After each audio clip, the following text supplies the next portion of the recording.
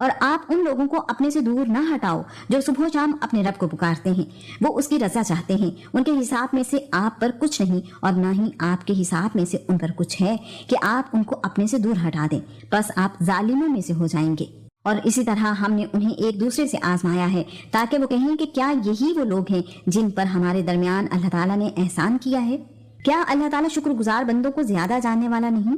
اور جب آپ کے پاس وہ آئیں جو ہماری آیات پر ایمان رکھتے ہیں تو آپ کہہ دیں تم پر سلام ہو، تمہارے رب نے اپنی ذات پر رحمت لازم کر رکھی ہے۔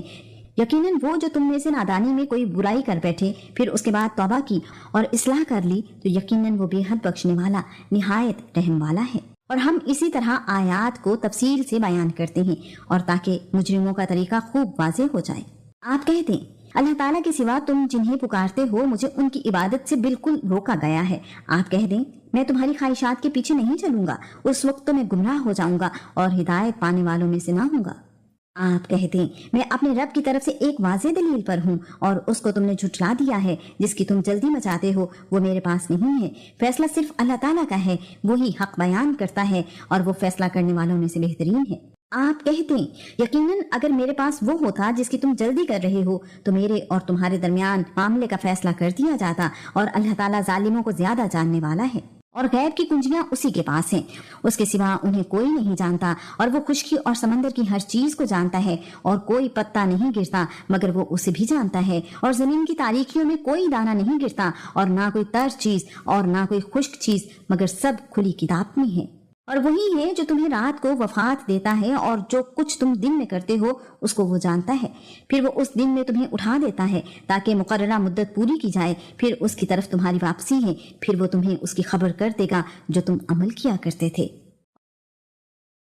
اپنے بندوں پر غالب ہے اور وہ تم پر نگہبان بھیجتا ہے، یہاں تک کہ جب تم میں سے کسی ایک پر موت آتی ہے ہمارے بھیجے ہوئے فرشتے اس کو قبض کر لیتے ہیں اور وہ ذرا کوتاہی نہیں کرتے، پھر وہ اللہ تعالیٰ کی طرف لوٹائے جاتے ہیں جو ان کا حقیقی مالک ہے۔ سن لو حکم اسی کا ہے اور وہ سب حساب لینے والوں سے زیادہ جلد حساب لینے والا ہے۔ آپ کہتے ہیں تمہیں خشکی اور سمندر کی تاریکیوں سے کون نجات دیتا ہے؟ تم اسے گڑ گڑا کر اور چپ کے پکارتے ہو، یقیناً اگر اس نے ہمیں اسے نجات دے دی تو ہم ضرور اس کا شکر ادا کرنے والوں میں سے ہو جائیں گے۔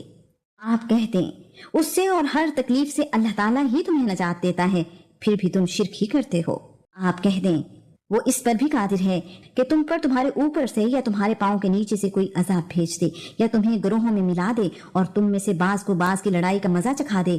آپ دیکھیں ہم آیات کو کیسے پھیر پھیر کر بیان کرتے ہیں تاکہ وہ سمجھیں۔ اور آپ کی قوم نے اس کو جھٹلا دیا ہے حالانکہ وہ حق ہے۔ آپ کہہ دیں میں تم پر کوئی نگہبان نہیں ہوں، ہر خبر کے واقع ہونے کا ایک وقت مقرر ہے اور بہت ہی جلد تم جان جاؤ گے۔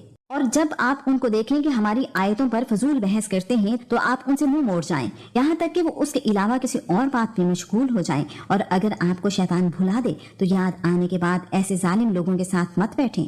اور ان لوگوں کے ذمے نہیں ہے جو بچتے ہیں ان کے حساب میں سے، لیکن یاد دہانی ہے تاکہ وہ بھی بچ جائیں۔ اور آپ چھوڑ دو ان لوگوں کو جنہوں نے اپنا دین کھیل اور دل لگی بنا رکھا ہے اور جن کو دنیا کی زندگی نے دھوکے میں ڈال دیا ہے، اور آپ اس قرآن کے ساتھ انہیں نصیحت کرتے رہیں کہ کوئی جان اس کی وجہ سے جو اس نے کمایا ہلاکت میں نہ ڈال دی جائے۔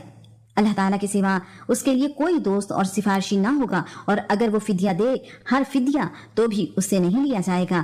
یہ لوگ ہیں جو اس کے بدلے ہلاکت میں ڈالے گئے جو انہوں نے کمایا، ان کے لیے کھولتے ہوئے پانی سے پینا ہوگا اور دردناک عذاب ہوگا اس کی وجہ سے جو وہ کفر کیا کرتے تھے۔